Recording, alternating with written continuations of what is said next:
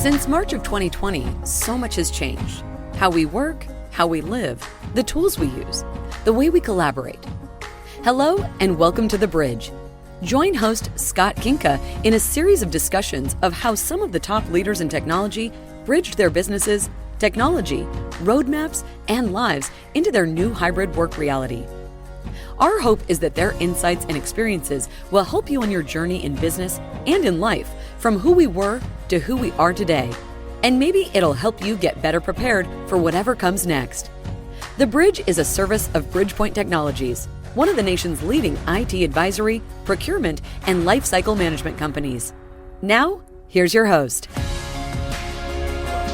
And welcome to The Bridge. I'm Scott Kinka. My guest today is Emil Sayegh. He's the CEO of Ntirety. Emil's a really interesting guy, a Lebanese guy, Austin, Texas, UT grad, 4 kids, 2 of whom are in college, one at his alma mater, the other enjoying watching a spectacular football season at TCU. Emil is a well-established executive in product and cloud roles, having spent time at Rackspace, Dell, Cordero. His last role was as CEO of Sayegh. And eventually he was tapped by private equity to lead Hostway, who, if you remember, was a leader in shared hosting. Eventually, Hostway merged with hosting.com, a company with a similar history in shared hosting, which is why I was surprised to hear about the trajectory of the business today.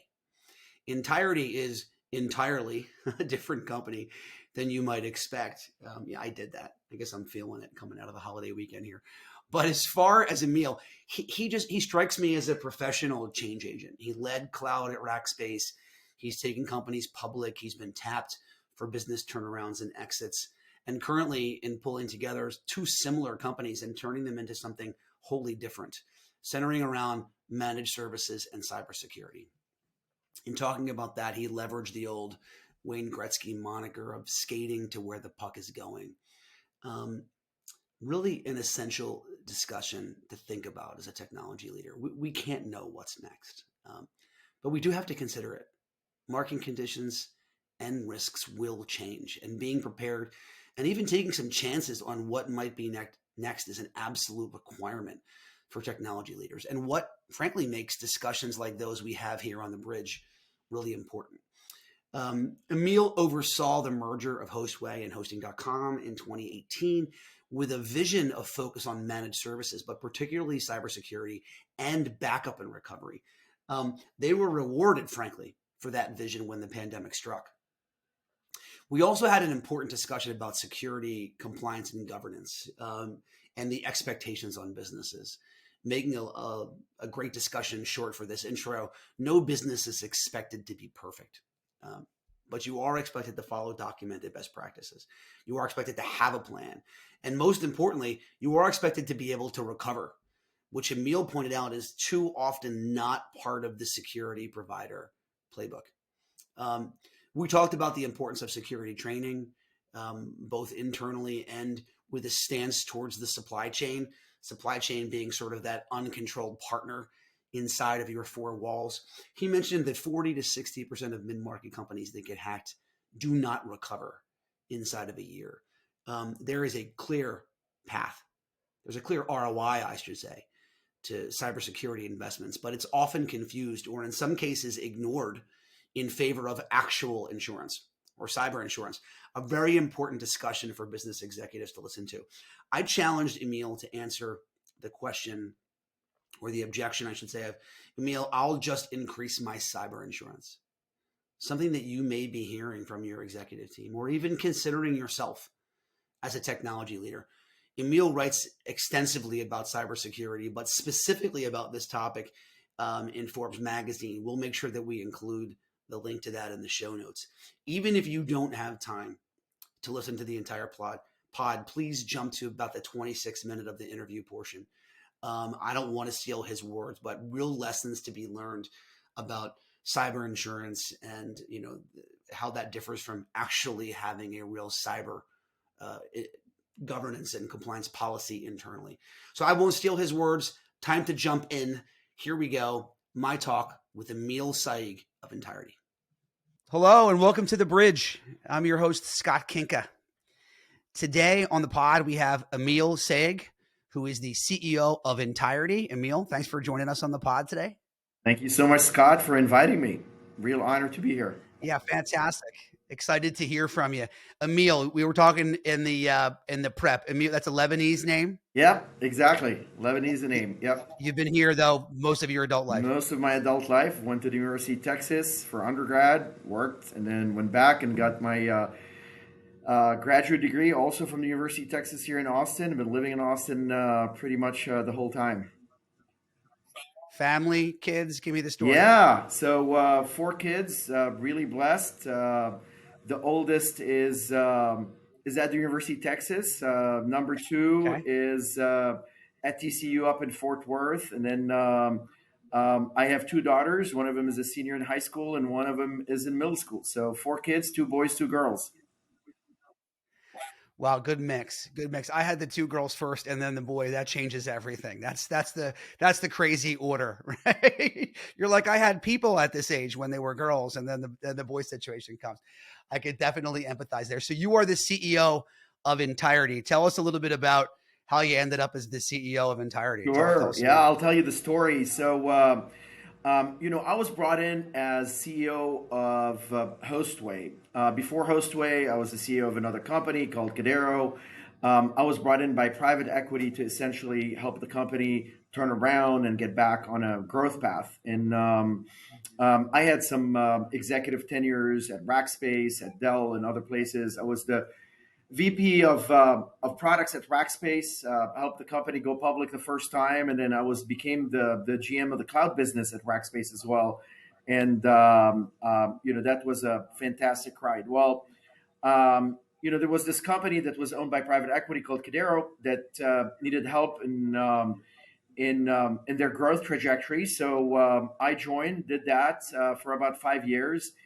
And then from there, after the successful turnaround, we sold the company. I was tapped on the shoulder by another private equity firm to essentially come in and do the same thing at Hostway. Well, about 2-3 years into my tenure at Hostway, we ended up merging with another company about the same size as ours called Hosting.com, and I was selected to be the CEO of the merged company. We rebranded the company to Ntirety about 3 years ago, and further focus the company on cybersecurity and managed services. Yeah, so it's interesting knowing the history. I've been in tech my whole life, founder and CTO myself. On my several private equity turns, get it, understand how that process works, right? You wouldn't think at hosting.com from a legacy perspective and Hostway from a legacy perspective that we'd be sitting here, necessarily talking about cybersecurity and managed services as the hallmarks of the business. Tell us a little bit about the makeup of Ntirety now. I don't think people really get that story. So just, give us sort of how you got from Hostway and hosting.com to Ntirety and sort of where the hallmarks of the business are today. Fantastic question. So, as you said, Hostway and Hosting were basically hosting businesses that grew up from the early days of the internet. And when we merged the 2 companies, the thesis was to essentially take the benefits of the merger and focus it on managed services, further delve into managed services, because that's where essentially the puck was going. And as we went further into managed services, we found that we had an important niche and a pretty differentiated value proposition around security that we'll talk about later. So we kind of essentially further focus on cybersecurity, and essentially we've been either lucky or smart, I don't know, because then the whole market came to us during COVID, right, when everybody went home to work from home and all the cyber threats started happening. Basically immediately, our value proposition became even so much more relevant in the market than if we were just a vanilla managed services provider. That, digital transformation and all that, that's great. But, that there became a little bit of a, I would say, tiredness in the market from kind of hearing that refrain, and then, coming in and, talking about cybersecurity, which is an existential threat, really positioned us in the forefront of those discussions, especially when you're talking about C-levels and CFOs and boards that are worried about their customers disappearing because of a breach. 100%. And that, that footprint, I mean, you just took, we IT people didn't do that job particularly well when people were in their brick and mortar behind their firewall, but they papered over a lot of bad security policies when they got inside the four walls. Then the footprint went right and just shot out to everybody's home. I do want to mention one thing. You mentioned where the puck was going. Was that the Wayne Gretzky reference? Skating to where the puck's exactly. going? Is that you got it? I love that business mantra. We talk about that all the time. I've never heard anybody else in one of these types of environments use that. I love that one. I love the other one too. You miss 99% of the shots that you don't take. That's right. Wayne is full of them, which I love.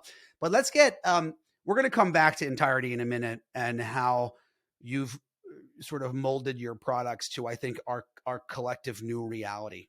But let's talk about Ntirety's reality, right? I like to stress on the pod that every one of the technology companies that we're talking to are also a company, right? At the end of the day, with employees and offices and the same kind of challenges that every tech leader and frankly, every business executive out there has. So I just love exploring, March of 2020 for businesses, and just tell us a little bit about your journey. So, theater reference intended, take us into the room where it happened here, whatever that was, whatever that usually in that March 12th, 11th, 12th, 13th, that weekend. Like, when did you know this was a thing? When did you start thinking about it from a business perspective, and what decisions did you actually make for your employees? Tell us about how all that worked. Scott, very, very good question. So let me tell you a little bit about our situation. So we have a subsidiary in Korea, and I started hearing about this probably January timeframe when they started feeling the threat from COVID and sending people home. So I immediately started to think about what would happen if such a scenario happened here and if COVID started spreading into the US. So we started kind of like the planning, I would say sometime in late February. And by mid-March, when it hit, we had all the playbooks ready to go. Again, we have data centers. We can't send the people that work in data centers home. They can't work from home. Somebody needs to be there to rack and stack those servers. Somebody needs to be there to reboot a server in case of an issue, where automation is not working. Yeah. So somebody needs to be actually there in our data center. So we could not be totally remote as a company. However, the non-essentials, all were, quote unquote, sent home, came mid-March. And we had all our protocols in place in terms of how we're going to deal with this new reality. But, to be quite candid, the next 3 months were pretty dark because we started hearing from a lot of customers whose business and livelihood, essentially stopped. People in the hospitality industry. We have big clients in the hospitality industry. We have big clients in the travel industry, so on and so forth. Basically, their entire revenue stream stopped cold. And where they still wanted their internet presence, their web presence, they wanted their security, they wanted all their infrastructure up, their back-end applications secured, so on and so forth, they could not afford to pay for it. So it was, it was a dark period. It was a dark 3 months until we figured it out by, I would say, June of 2020. And what did you figure out in those 3 months? Sure. I mean, what changed in your relationships with those customers? Yeah. I mean, we figured out what our exposure is. We figured out how to extend terms to them so that they can survive and take the hit of the lack of income. We figured out our operational model, sending 600 employees home to work from home when, we were very much in the office culture, with multiple offices across the U.S. We figured out that we could make it happen, at least for, a decent amount of time. And we could operate efficiently. We could operate without impacting customers. we figured out that the sun was going to rise, and this will, this dark cloud will pass, right? So, but those were Sure. tense days. I gotta tell you that.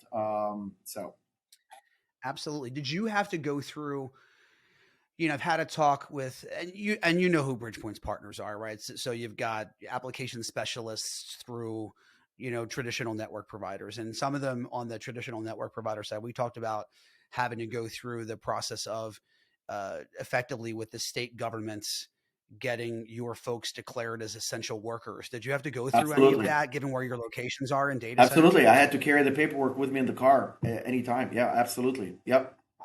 Yep. 100%. Yeah. So you had the paperwork from the state, and you're like, if you get pulled over or cop stops you on the street, you're like, yeah, I've got this Yep. certificate. What states in particular did you have to deal with that in? I mean, certainly Do you recall? California, in Colorado. Certainly we have data centers in Texas, and Kentucky, um, in Vancouver, Canada, was a Yeah. big deal. So we have to, Newark, Delaware was another state that was tight, and they actually had the state police on the border, basically checking people coming in and out of the state. Um, many of our many of our employees over there don't necessarily live in the state of Delaware. They commute, either from Maryland or New Jersey or any of the neighboring states, right? And they would get stopped at the border, essentially coming in. 100%. Yeah, Yeah. I'm in Westchester, Pennsylvania. So, Wilmington, we'll go down shopping in that's Delaware, right. right? It's pretty regular. Exactly. Exactly. So So yeah. completely understand that. Um, so interesting. I mean, you talked about a lot. You send people home. Tell us about what you were using, like culturally. You said this was an office centric culture. Obviously, it's centered around data centers. You had to sort of separate that. I hate to call it haves and have nots, but I understand the people challenge of like, all right, you're an essential worker. I'm sorry, you got to show up, right? You're an information worker. You're home. Tell us about sort of applications you used, things that you did, tips and tricks. Like, what did you do to keep that culture together? I mean, everyone struggled, but I think everyone is enjoying now sort of sharing their stories of what worked and what didn't work. Sure. Yeah, Give us that's some that's insight. funny. So for the social events, as an example, we moved them online. We have Fun Fridays, and then we had like online Fun Fridays. We have these. We still, even though a lot of us are back in the office, we still have these online Fun Fridays. And what's going on right now is that it's bringing all the offices together. So as an example, we used to have a Fun Friday in this office here in Austin, Texas. And we wouldn't necessarily interact unless we're traveling with the folks that are in Newark, Delaware. But now that we're having these online Fun Fridays Yeah. with little contests, with some games, that the teams all play, and we'll have a virtual happy hour. So we kept kind of the culture alive by doing a lot of the physical events that we used to do virtually. And I would say it's benefited us in that it now has brought the company together a lot more than them being kind of office centric, geographically office Yeah. centric events. So it's been kind of a blessing in disguise, if you will. And then certainly all of us overused Teams after the pandemic, and Sure. we're totally dependent on it, and using all the different remote tools, from VPN to VDI.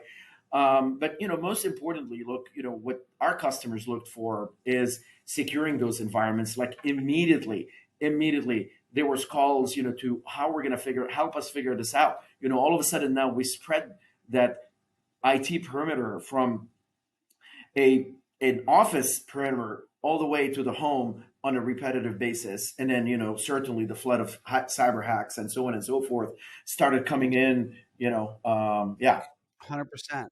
100%. So I want to explore that in 1 minute. I have one more question about just, sort of Ntirety as a company, and it's around teams. This story's come up with a couple of tech leaders and executives, who have been on the pod about sort of where they were in their journey around adopting collaboration. Were you did you run into teams? Were you already there? Like, where'd the journey start, begin, and end? No, we were there. We had used it. I mean, certainly our development teams are remote, and we have over 11 offices all across the world. We have a big team in Europe, like I said, Korea, Germany. So we have a pretty large footprint globally. So we were users of Teams, and our development teams, our engineering and development teams, have been remote even before COVID. So we were really practicers of that kind of working remotely and how to do it and so on and so forth. So it wasn't yeah. Got it. Understood. No, that makes sense. So, but what you did say was, your customers sort of woke up. They were like, "Oh my God, what do we do now?" We did security poorly. We did remote application access poorly. Maybe we didn't think quite about governance and standards and collaboration and compliance. These are the things we hear, all the time. So, and you mentioned sort of Hostway and hosting.com coming together and you guys focusing on managed services and security. Help me with the timing of that, sort of with the timing of the pandemic. Chicken egg, like, did you focus more around cybersecurity as a result of what happened in the pandemic, or were you just, I think you said earlier, you were fortunate kind of the market came to you? Honestly, this was part of the vision of the merger, is to essentially defocus from a lot of the commodity areas and truly focus on the managed security services and managed services underneath it. So that was the thesis of the merger, to be quite honest. And that happened. The merger was announced in late 2018.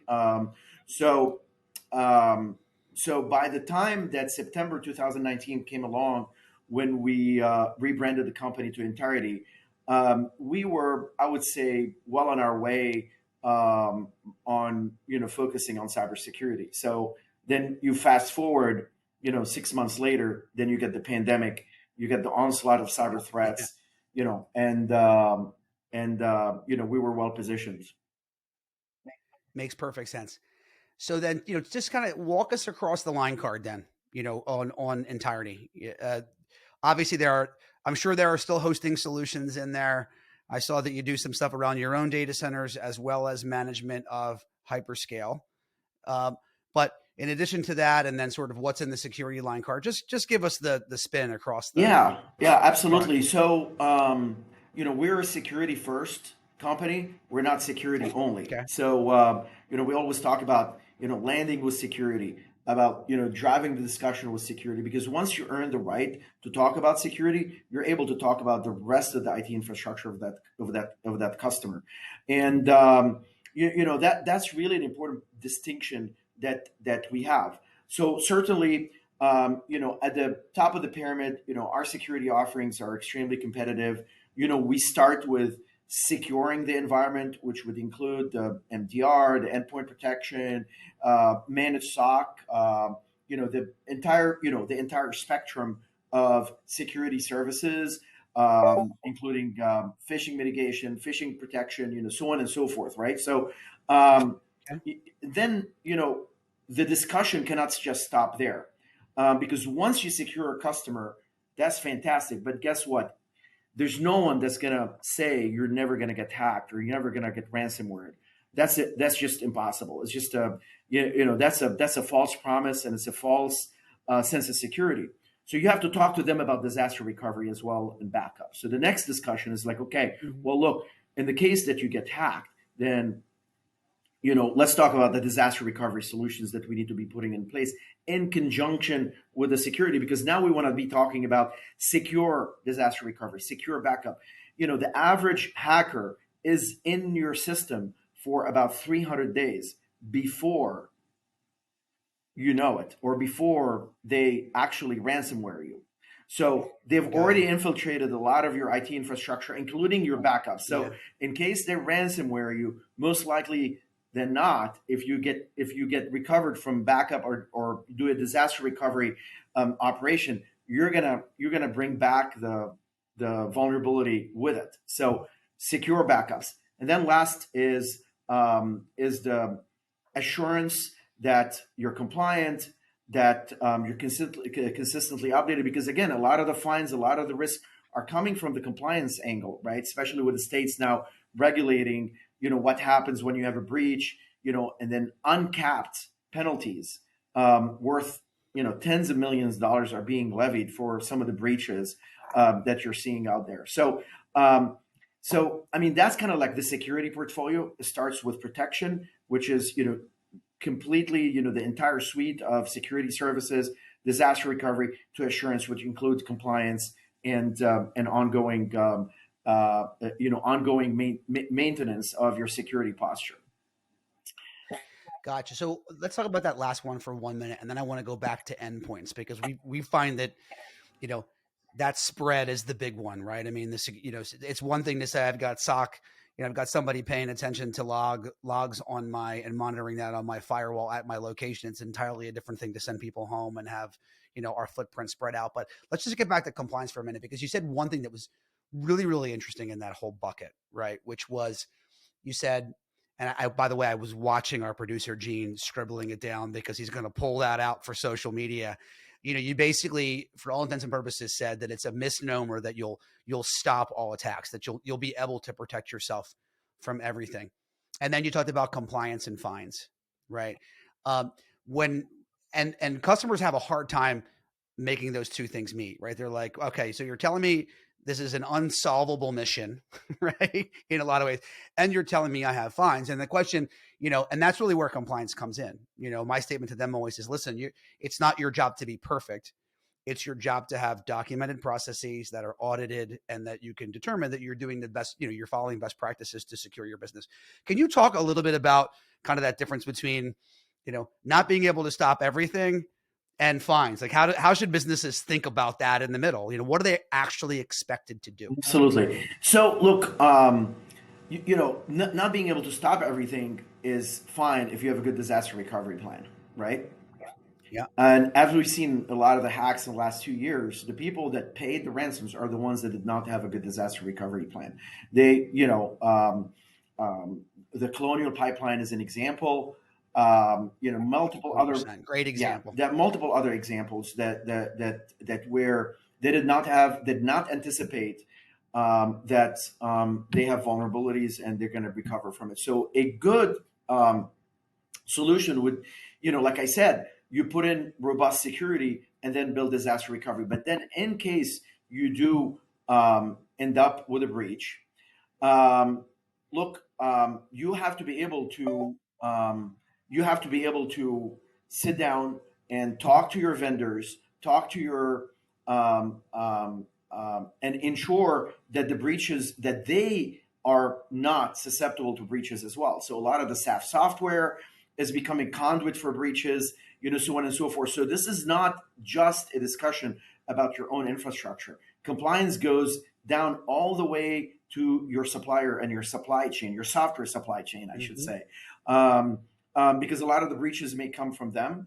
So when we're talking about fines at the level of regulated companies like healthcare and or fintech or whatnot, the companies that we serve, that is very codified in HIPAA and HITRUST and PCI. I mean, just the fines are extremely codified. And now, like I said, when you're talking about privacy concerns, those are being codified by the states as well. 100%. I mean, catching up to Europe, right? In a lot of ways on personal privacy here in the United States. But I think the key, cutting through all that, I think the key is have a plan, execute on the plan, document the plan. And it is both, proving that you are following best practices for security, endpoint, network across the board.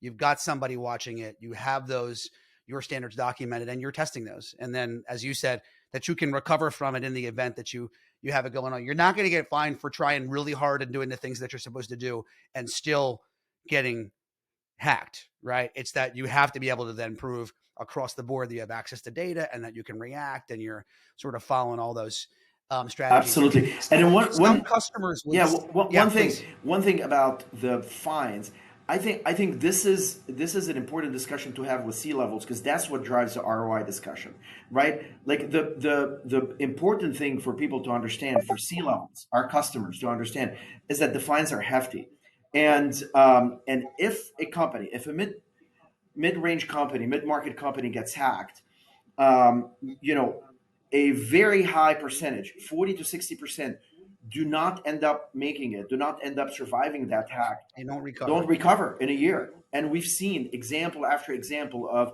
small universities, small companies just disappearing from the landscape because they were hacked. So that's the most important discussion that you may have with the C-level when talking about this is the ROI discussion. It's like, look, this is an investment in security that is going to lessen the chances. We got to talk about probabilities, right? It's going to reduce that probability to a probability and a risk that you can absolutely assume, right? So compared to the investment, compared to the loss of the entire company, sometimes becomes a good justification for that spend. Yeah, I mean, even in reputational damage, Of right, course. alone. I mean, so I'm gonna put you on the spot. I need you to answer an objection, because we hear this one, and we probably have, tech leaders who are listening right now thinking, well, I bought cybersecurity insurance. I'm good. Answer that objection for me.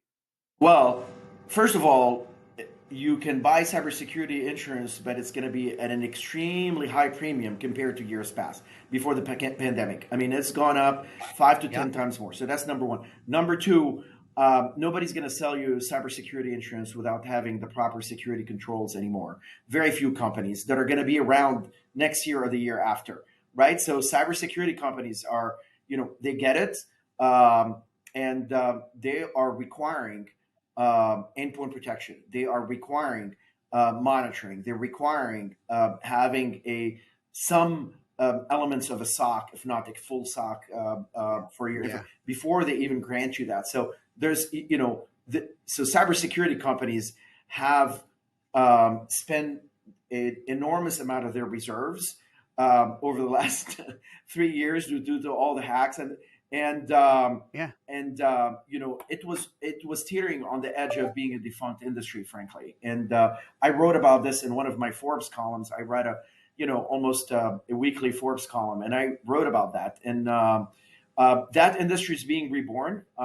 They get it now. They understand that they have to work with their customers to put in controls, security controls, so that then they can come in on top of it and protect that small little risk that remains.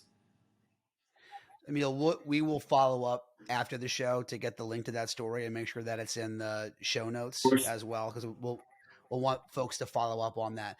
So, we ran a panel at our tech summit in Ojai, and it was funny because we have a tendency as technologists to think about things in terms of products, and we actually called the panel "Security is a Strategy, Not a Product."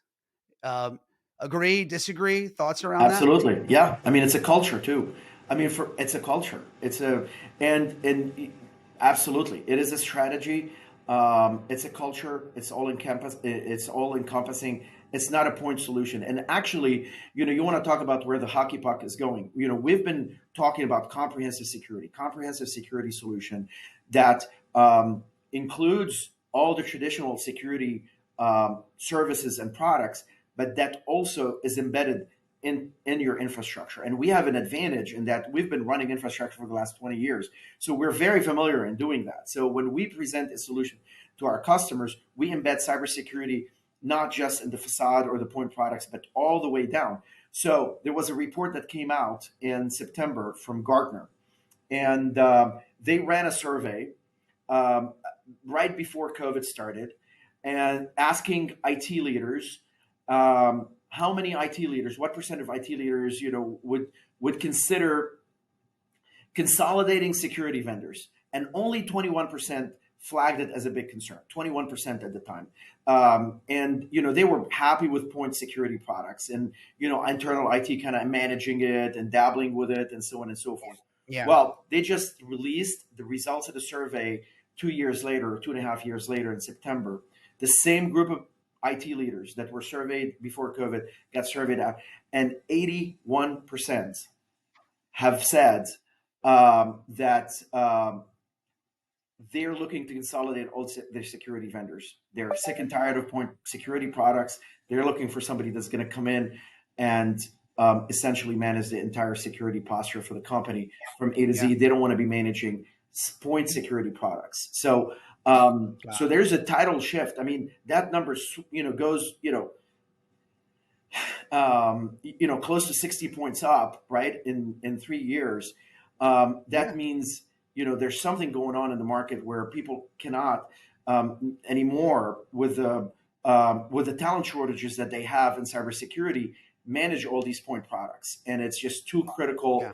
It's too existential for them to kind of rely on their own to manage it, right? And they have to kind of bring in the professionals, if you will. 100%. One last tech question, then we're going to get to some fun and wrap. You have VDI solutions in your in your list of products, and I've done a lot of speaking around VDI. I have often called the pandemic the blue pill, red pill moment. If you'll take the Matrix reference there in endpoint security, either you take the red pill and you go back to your life and you try and manage 150,000 solutions, or you take the blue pill and you go down the rabbit hole and you go, is there another way of doing this? So, here's the question around VDI. Is VDI a security product in your mind? Part of the security mix, absolutely. Yeah. It's part of the security mix. Is it an option for people who, generally speaking, I've found that the largest security challenge people have in the pandemic is that the least paid attention to port of their network, which is endpoints, right, just left the building, right? And they don't patch well, they don't distribute software well, they don't authenticate well, they don't monitor well, they don't pull logs off of them well. That's the job nobody wants to do in a lot of ways. And now it's the footprint's moved, and a ton of BYOD out there. Is VDI an option for those customers who just kind of didn't do it very well, and you kind of run in this direction, support BYOD? I don't want to say get yourself out of managing each of the individual portions of endpoint security, but is it a way to sort of jump over a couple steps and get there more quickly for these sort of spread out businesses that haven't thought about endpoints? Absolutely. For a portion of your users, that's a great solution. We've implemented that. And the beauty about, working with a company like ours is that, we take care of all what you just talked about that nobody wants to do. We take care of the patching, the monitoring, the alerting. I mean, we just take care of that entire IT stack from the grounds up. And, with VDI, it's a fantastic solution for a certain segment of the users, for sure. Because like you said, those are the least likely people that are going to be following good security protocols, right? I mean, these are the people that are going to get phished. These are the people that are without doing too much stereotyping. I mean, that's who you need to deploy VDI for. Yep. I get you. Okay. This was great so far. A couple of fun questions, and then we'll give it a wrap. So here's the first one. You're a CEO of a security company, a hosting company, an infrastructure and managed services company. Whatever the next great disaster is, let's call it the zombie apocalypse, it occurs, and only one app will continue to work on your phone on a go forward basis. What's your choice? What's the Emil can't miss app? That's a good one.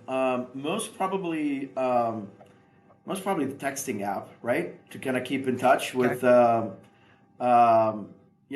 like WhatsApp, or maybe something like Signal or something like that, to stay connected with the world. Yeah. You want to make sure there's a path to be able to communicate with people to find out where to hide. Yep, exactly. At the end of the day. Make a shameless prediction for me for the next 18 to 24 months.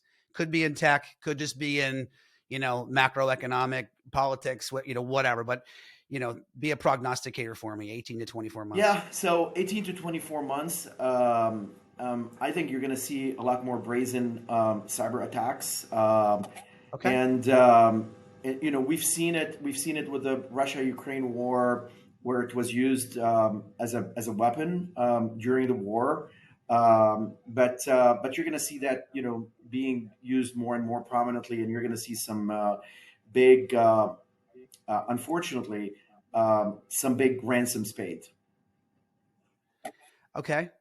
Totally get that. I would agree, by the way. All right. Now here's a really fun one. This is about you. You get to play a supporting role. You're a CEO. So you got to be thinking about it from a supporting role perspective right now. You've got to choose one of these roles. You're either the bass player in your favorite band, the supporting actor in your favorite movie, or you're like the third down, scat back gadget play guy for UT's football team. Which is the supporting role you want to play? I'll be the supporting guys for the UT team. Yep. I got it. Okay. Yeah. Just a big football fan. Yeah, actually, my son was the kicker for the team that won the state championship in high school, and okay. So he was, he had the most points of the most extra points of any kicker in the U.S. last year. So I kind of, that's amazing. Yeah, I kind of identify with that. So yeah. Okay. I get it. I love it. Well, this has been a great conversation, Emil. Thank you for your time. I really appreciate it. Of course. For our listeners who want to learn a little bit more about you or a little bit more about Ntirety, how should they look you up? What would you recommend? Sure. Yeah. Look us up on the web, www.ntirety.com. Also, our LinkedIn page is always posting great stuff. Our Twitter page at Ntirety, also posts some great stuff. I constantly publish articles about cybersecurity on Forbes and different magazines as well. So you can Google my name in Forbes, and you'll find a lot of my articles there. But we'll also add them to the notes in the podcast. Fantastic. And for those of you who are searching, that's Emil Sayegh. I got that right again, right? We talked about making sure pronunciations get right. So was I good? You're perfect. All right. Fantastic. Emil is the CEO of Ntirety, an important partner for Bridgepoint Technologies, who sponsors the Bridge podcast. And we're thrilled for their ongoing support of the pod. Great conversation, Emil, and I look forward to having you on the show again at some point. Thank you so much, Scott. Thank you to you, the Bridgepoint team, and to all your listeners. Fantastic. Thanks a lot. Listen, if you made it this far, there must have been some good content, or you're just a fan or a relative of mine. In either case, we appreciate you spending your most valuable asset with us, your time. We don't take that lightly. We'd also like to say one more time that we are appreciative of Bridgepoint Technologies and their belief and sponsorship of this show. We hope that if you or someone you know is thinking about your company's digital transformation, or simply the next IT project that you may not have that resources, budget, or time to get to, I'm sure that Bridgepoint, one of the country's fastest growing technology advisory and procurement firms, can help. Check out Bridgepoint at bridgepointtechnologies.com. Don't forget the E on Bridgepoint, or simply reach out to me at Skinka, SKINKA, at bpt3.net.